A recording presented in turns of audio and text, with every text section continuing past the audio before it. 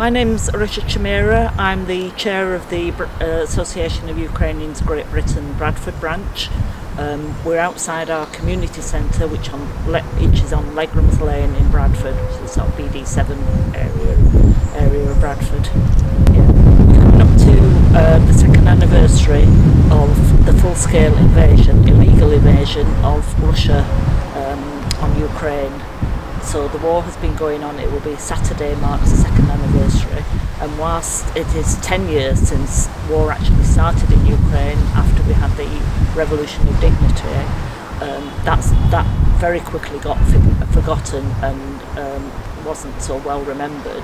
But the war that broke out 2 years ago hit the headlines and has severe repercussions throughout the whole of Europe, because it's not just a war against Ukraine, it's a war in Europe in the 20th century, which never would anybody have believed that would happen. So Ukraine is fighting for Europe's freedom, and whilst initially, the first 6 months definitely, it was hitting the headlines all the time.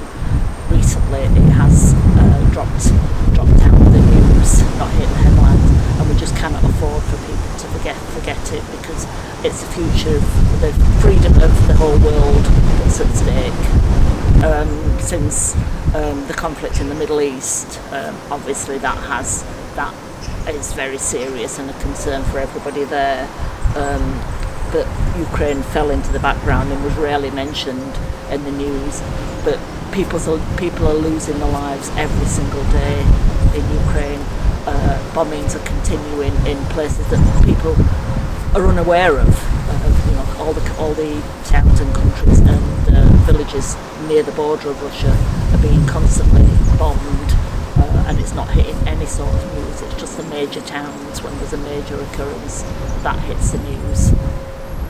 But probably over the last couple of days we have hit the news more, certainly because of the news about the death of Navalny, and then the fact that Ukraine had to retreat from a town close to the front line because they're running out of ammunition.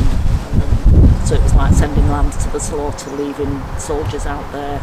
So again, it's a plea for the Western world to carry on the support, because without the support, Ukraine cannot manage on its own.